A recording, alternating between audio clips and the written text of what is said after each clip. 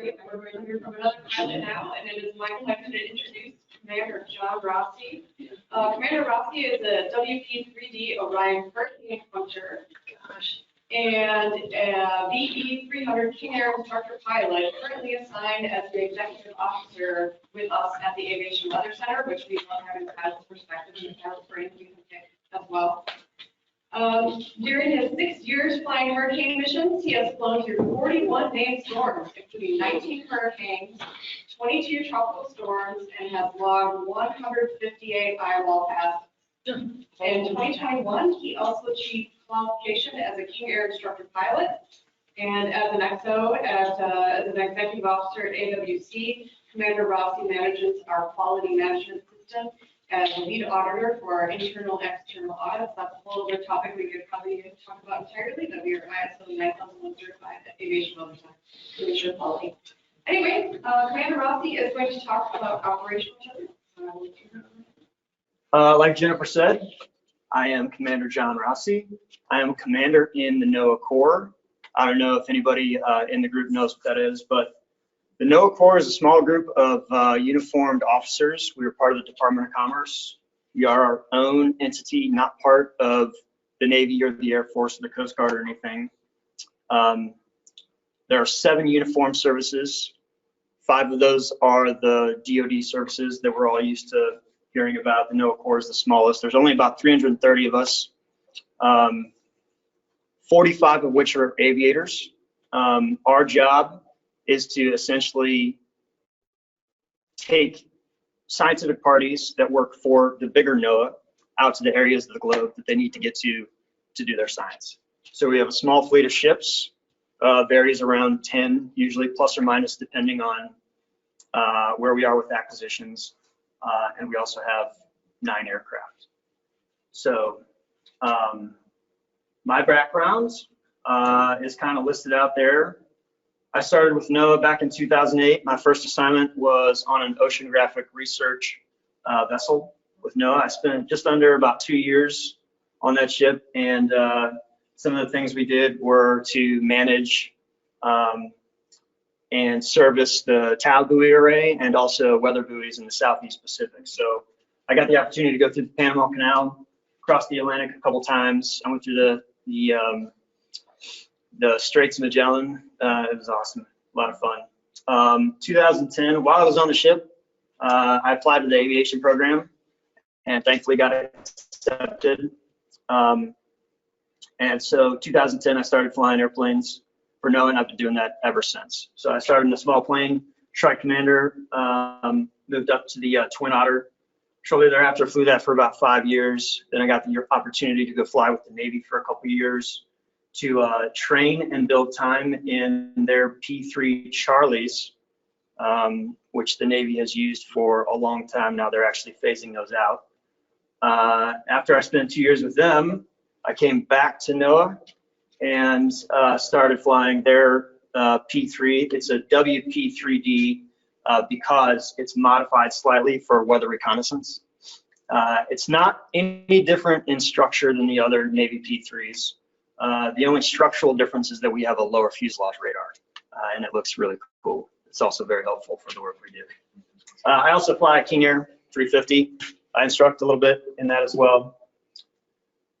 So now I'm the XO of the Aviation Weather Center. My job here is to manage their audit process so that they can guarantee quality forecasts on a consistent basis to all of you in the crowd, everybody across the country, everybody in the aviation community.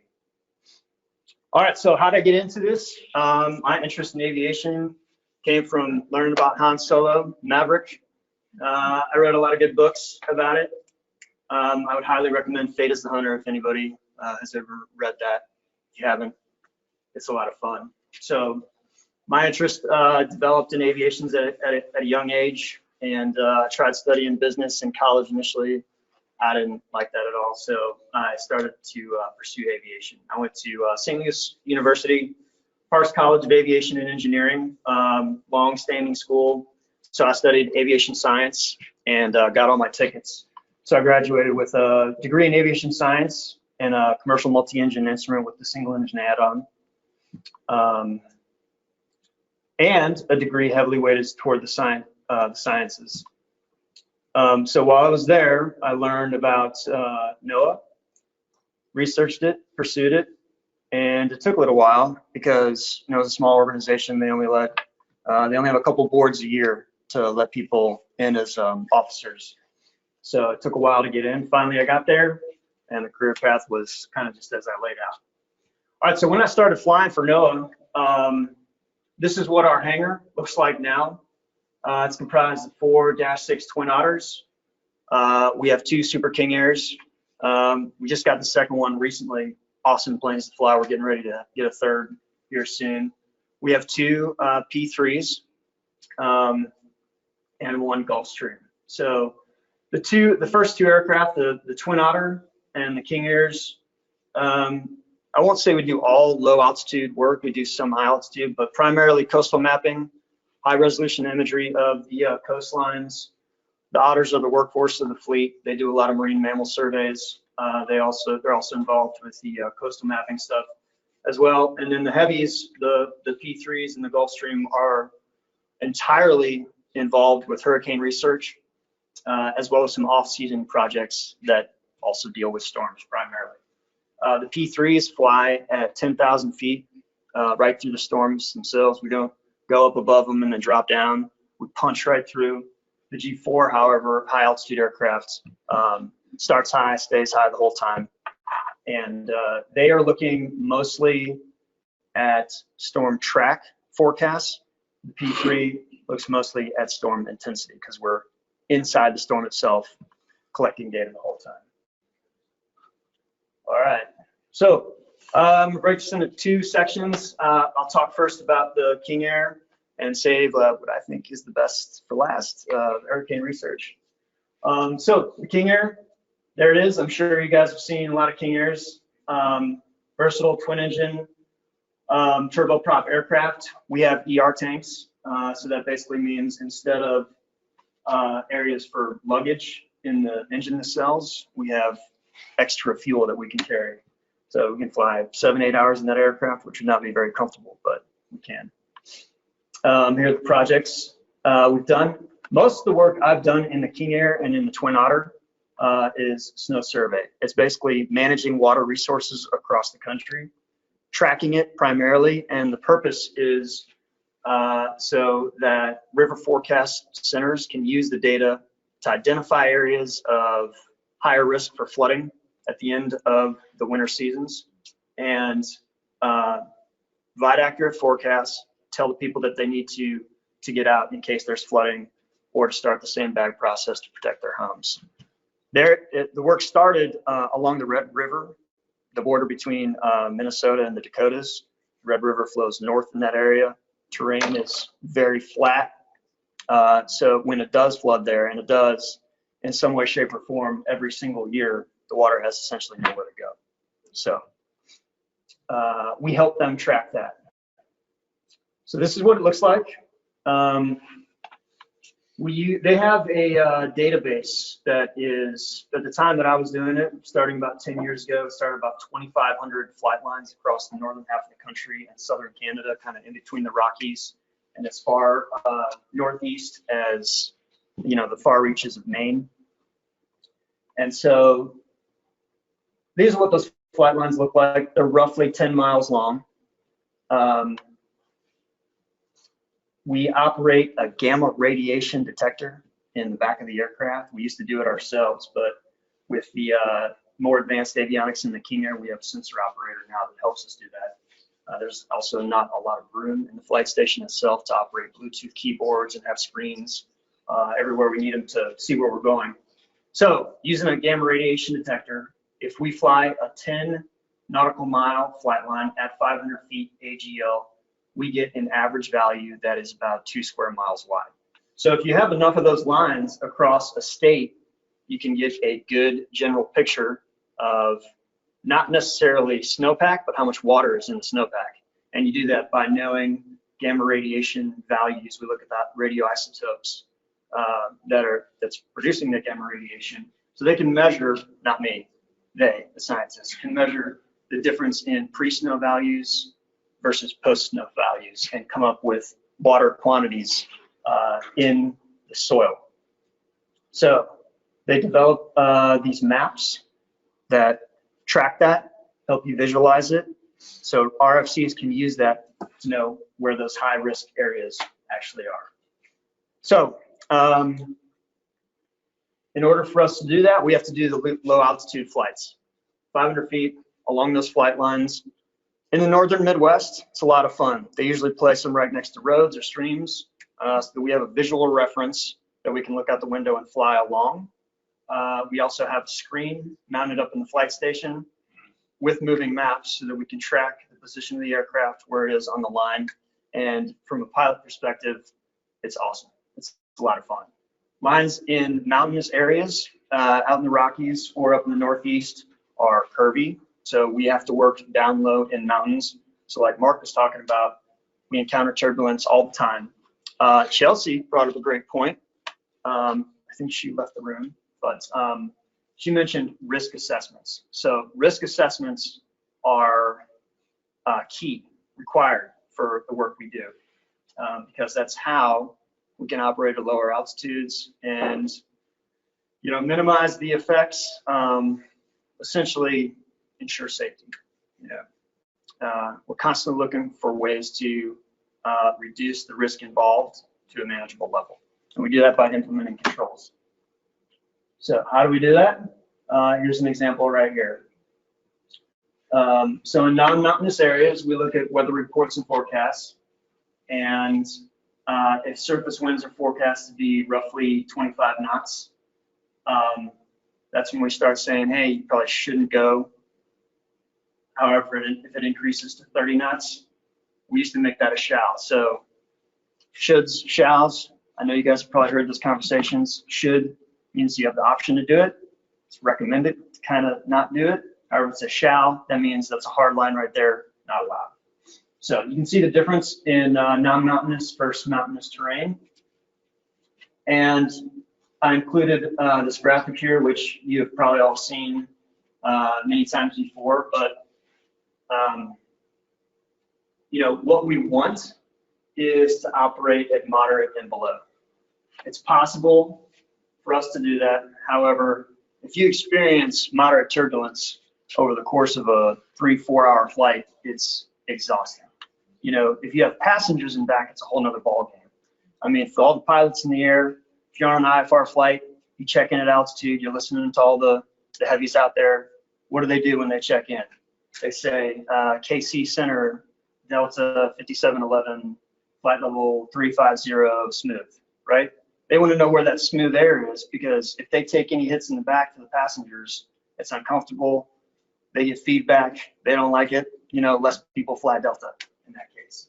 So that's a little bit different. We're operational, so we know we're going to work in turbulence. We just have to look for it, know where it is, and if we decide that it's too great, we just knock it off and head back home. When I'm planning for these flights, this is kind of the typical survey area. There's Minneapolis right there, the Great Lakes off to the east. As you can see, there's a widespread marginal area in the Wisconsin area, a little bit better VFR conditions down to the southwest. Pretty typical. They get a lot of lake effect snow, especially up in northern Wisconsin right there. So if I'm looking at that, widespread marginal versus better VFR conditions, I'm probably going to start to look to the southwest of Minneapolis. If I really want to see what it's like in Wisconsin, I pull up the TAFs, great. I see there's some gusty conditions up there. And then if I'm considering whether or not I want to go, I start looking at the winds aloft, especially those at 3,000 feet. We're operating down at low altitudes. You've got calm winds down low versus gusty conditions at 3,000 feet. There can be some shear in between and make for a very uncomfortable flight. So also, we look at the air mets. Mark had some great products for turbulence. You can use those as well, but you kind of have to use all those resources to determine where it's going to be bumpy. If you have to spend a lot of time in it, think about your crew. You know, you don't want to get people sick. I have done that before, not proud of it, but you know, like I said, due to the nature of our operations, it's something we have to work around all the time. So that's kind of what I do when I plan for opposite low altitudes in the northern Midwest. In mountainous areas, it's totally different. You can get a lot of mechanical turbulence that do a lot of weird things to aircraft that are aloft. So be very careful when doing so. Next, hurricane operations are totally different. We know there's going to be turbulence on every single flight. So I don't say that's the least of our concerns. It's just kind of a given. So again, risk assessments. We do operational risk assessments for every single long-term project we do. The Aircraft Operations Center that I've spent most of my career working for, managing all the aircraft that AOC uses, probably does 30 to 40 projects over the course of a year on their 9 or 10 different aircraft. A lot of those are recurrent, like hurricane operations. We do that every single year. So we develop an in-depth risk assessment that is specific to that operation and puts limits on our policies and our procedures for how we're going to do that. So we have two. There is the lower fuselage radar I was talking about. We also have a little bit bulked up radar in the back of the aircraft. All P3s have a mad boom on the back. However, ours is equipped with a tail Doppler radar. So we essentially have three on the aircraft. We have a nose radar that we use tactically, to make decisions in the moment. Helps us pick our way through the stuff that's immediately ahead of us inside the storm. The multi-mode radar, the lower fuselage radar, is an X-band radar. Looks out about 180 miles, helps our onboard meteorologists help us plan long-term how we're going to work our way through the storm. The tail Doppler radar is a side scanning tool, and it is primarily what science parties love to see. It provides a vertical structure of the storm itself. Side scan view, it looks awesome. But that's really the bread and butter for the scientists. We do not use that from an operational perspective as much. So a little bit about hurricane surveillance. These are some pictures I took on my iPhone inside storms. They never really do them justice, but what everybody always loves to see is the stadium effect, the wrapping of the clouds. If it's a well-developed storm with a clear eye wall, it is very clear inside. You can see all the way around, and it's just like all the stories you've heard. Getting there is not always fun, but it is awesome once you get into the center itself. Eye walls are typically anywhere between 20 to 30 to 40 miles. Sir? Do your P3 still have the sonar buoy capabilities in the back? Yep, I'll talk about those in just a second. Okay. Typically about 20 to 40 miles wide. Anything smaller than that is a little bit difficult for us to get into. So we adjust accordingly at the moment. But what's the goal? Why do we do this? Because it sounds crazy. I mean, I've talked to very experienced pilots, and usually I was talking to one just the other day, retired pilot. I can't remember for what airline, in terms of hours, far more than I do. And you kind of just look at me and he says, like, how do you do that? The turbulence must be unbelievable inside the storms. And it is, and the look in their eye when they're saying these things, it's just like, oh man, this poor guy's so crazy. He doesn't even know what he's doing. But I get it. We get that a lot. But again, it's all about managing risk to an acceptable level. So what's the goal? Here's a list of some of the things we do. We help the National Hurricane Center fix exactly where the center is.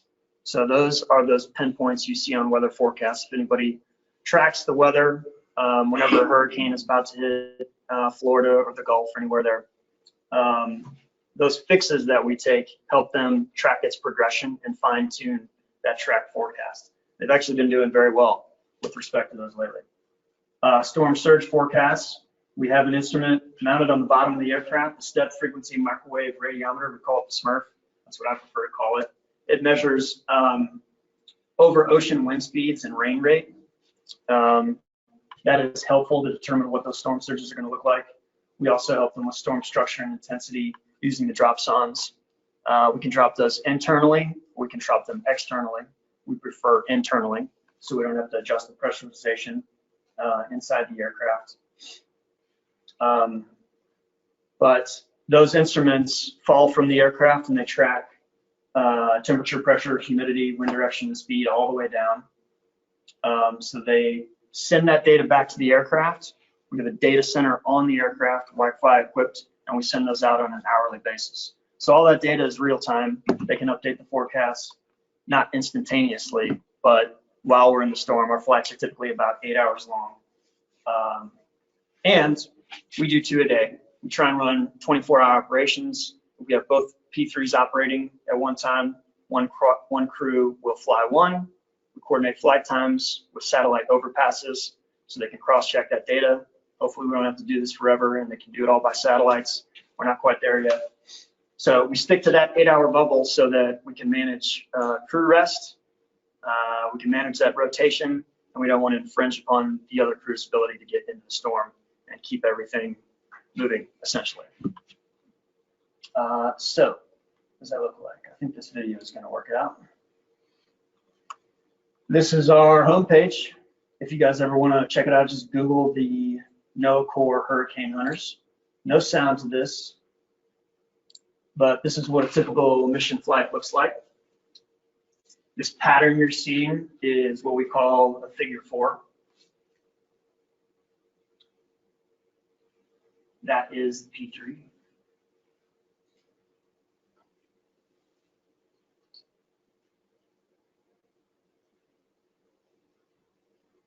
And there are the drop sounds coming out the bottom. Collecting data the whole time. Even when it hits the water, it sends data back. In that pattern, we have what we call an initial point, an IP, and an end point. Each of those lines is roughly about 200 miles wide. 100 miles into the center, fix the center, go out the other side. Left turn, always a left turn, so we fly downwind in the northern hemisphere. I have never done a flight in the southern hemisphere, so we have to adjust that slightly. Let's see.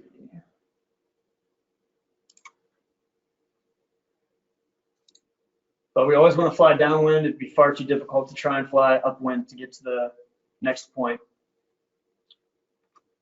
All right, so turbulence inside the storm.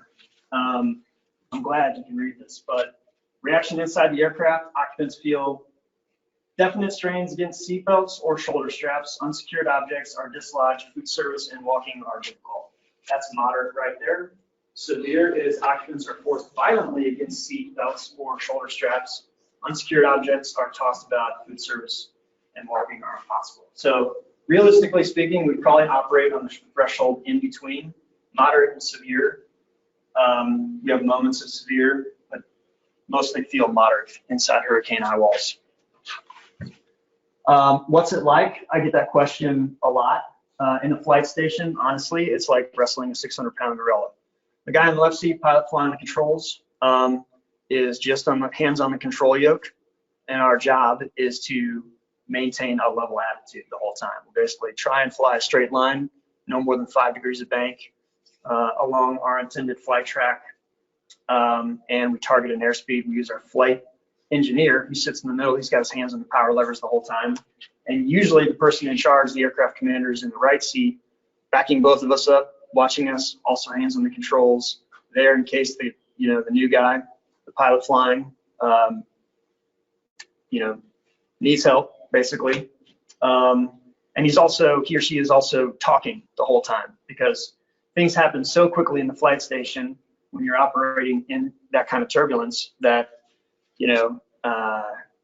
if the plane starts to get fast, the only way we can really slow it down, if power doesn't help us, is to pull back on the yoke, raise the nose to slow ourselves down.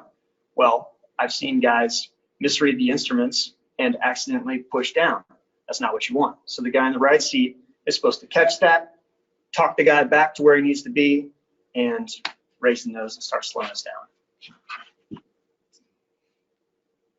So working in turbulence, that's exactly what we're doing. Our primary task is to fly safely from one end of the storm to the other, fix the center on the way. We do that by limiting our bank angle no more than 5 degrees along our intended track. Our limits are 220 knots. We target 210 specifically. Mark talked about maneuvering speed. The P3 doesn't actually have a maneuvering speed. We have a turbulent air penetration speed, which is 220, 190 for passenger comfort. The Navy developed those and NOAA's modified those slightly for our operations. But anyway, our goal is to maintain 210 knots. We're usually at either 8, 10, or 12,000 feet, depending on what the Air Force is doing. They're usually inside the eye of the storm with us, so we have to work together. Preferred is 10,000. So that means if we're at 10,000, we get knocked down to either 8 or 12, and really it's subjective. It's an in-the-moment decision. We usually try 8 first. If it's rough down there, we'll go up to 12. But we have to have at least 1,000 feet of separation inside the storm. So what that all does for us is that enables us, or what we're essentially doing is focusing on the attitude, maintaining a safe attitude so we minimize the stressors on the airframe, the structure of the aircraft, and we accept deviations in altitude. So the first few storm flights I did, I remember looking down at the controls and saying, okay, I'm low. I need to come back up to where I need to be. And actually, we had such a high rate of, we have such a high climb rate that I was so high that I thought I was low. So it happens very quickly. Quick question. Yeah. You're talking about structural limits. You ever see G limits on the bird? Absolutely.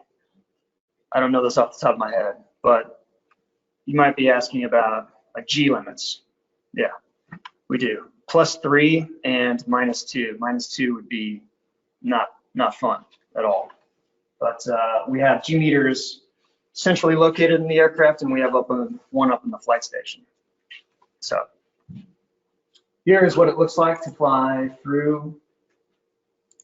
This is the time lapse I think our navigator took and shared it with me. This was Hurricane Florence. Hurricane Florence, I think that was 2019, but that was the storm that developed southeast of Bermuda, made a beeline straight for the Carolinas, and essentially didn't change track at all the whole time. So we deployed to Bermuda, which is the only time I've been there. I think it's the only, I don't say the only time the Hurricane Hunters have deployed there, but one of the few. So it was a great experience. Powerful storm, very stable. And let's see. Okay, there's another picture. I think that is also Hurricane Florence. This is what the nose radar looks like when we're operating around those areas. And that's all I got. I'm over time. I'm bad. I have so much more to tell you, but does anybody have any questions? So you can't fly with me. We have autopilot on, but it's interesting because the P3 has the ability to have autopilot on, but it's not engaged in the axes. So we'll keep it engaged in the axes, heading, and altitude. However, once the turbulence starts to become too great, we can disengage it and keep the autopilot on, so it actually helps us fly. It reduces the amount of pressure that we can apply on the controls. However, we beat it up so much that it fails frequently. So in that case, we do have to hand fly it. And we have it built into our procedures where the aircraft commanders can decide whether or not they want to continue that for the length. I mean, doing that for 6 hours at a time can be exhausting. So, yes, ma'am. When you and the Air Force are both flying around in there, are you on some discrete frequency to talk to each other? Yes. Cool. Yeah. Well, we check in with each other when one or the other arrives. You know, I won't say that we're always there first or they're there second. We kind of stagger our operations so that if we're in there first, they arrive later, or vice versa. So we check in with each other, we check out with each other, and we also let each other know when we're headed in. And you know, our flight directors are the onboard meteorologists, and they're kind of the link between the science crew and the flight station. They also track that, and they can see it on their computers back there. So we have good SA on what that looks like. Sir? You mentioned your desired altitude is 10,000. Mhm. Where are you getting an altimeter setting from? Since you're you're in a low pressure? We just go up 902 the whole time, 2992. And really, we're not worried about it. I mean, that changes our altitude the whole time. You know? Sometimes the science parties want us to fly radar altimeter heights, which is a lot harder for us because the radar altimeter is just kind of moving the whole time. Any other questions? All right. Have some online questions. Yeah. Oh, okay. A question, what is the device on the fourth wing tip? Is that one of the NOAA Corp guys also? That's a cloud physics probe, and it helps us determine the different size of water droplets in the areas that we're operating. Is there ice in hurricanes? That's a good question. Not at the altitudes we operate, and that's specifically one of the reasons why we select 10, 8, and 12,000 feet, because it's usually below the freezing layer at those latitudes. So we do not want to be in a position where we're working around the turbulence that's encountered with the storm, along with icing. And then what is the difference between a P3 and a C-130? C-130s are high wing, also have plenty of room for cargo in the back. I can't really speak to that. They actually have the same engines. The P3 just is a low wing aircraft, maybe a little bit smaller, slightly faster, but not much. It's funny, same engines, theirs are right side up, ours are upside down, like they like to tell us. Sometimes we say ours are right side up, theirs are upside down, but. And finally, do you do ride-alongs? Occasionally, yep. They are usually media related, so that the rest of the world can get an eye into what we're doing. There are other cases at times, but you can always reach out to the public affairs officer. His contact information is on the NOAA Aircraft Operations Center website. So that would be very difficult to do, and I will also say be careful what you ask for.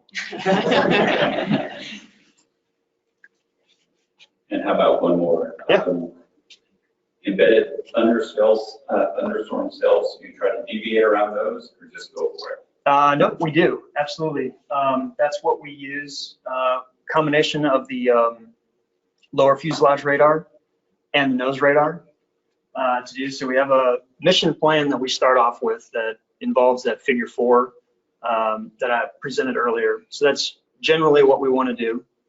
Once we actually get out to the storm and we're getting ready to make our turn inbound towards the eye, they look for those areas of higher cellular activity, and we'll set up our track early on so that we can avoid it. Now, unfortunately, some of those cells create misrepresentations on the radars, meaning that it attenuates the stuff behind the heavier stuff. So that's not necessarily good when that happens. But we try and identify the bigger areas, turn early, because if we go into it last moment, like I said, no more than 5 degrees of bank inside that turbulent area, we don't really have a lot of room to maneuver once we get closer to it. So if we do encounter a situation where we have to work through those areas of higher cellular activity, what we do is set up as perpendicular as we can to the band or the radius of maximum winds or the cell itself, so we can spend as little time inside it as possible. Sir? Is hail ever an issue for you guys? Rarely. Sometimes we encounter grapple, and that's not good. I mean, the rain itself, I have a few videos. I mean, I'm just getting too long so that I can't show them to you, but we're obviously flying on instruments the entire time. And the amount of rain that we see outside, I mean, just picture what it looks like to drive in your car whenever it's raining heavily. Just multiply that times 10, and the sound and the intensity of the rain just looks like you're driving through a waterfall. So it's very loud. It sounds kind of like what hail sounds like in your car. Grapple is even worse, and if hail hit the plane, I mean, it would be terrible. it would tear it up very quickly, because just the rain itself kind of is so hard on the leading edge of the wings and the props themselves that we have to, give those things some TLC as we work our way through the season.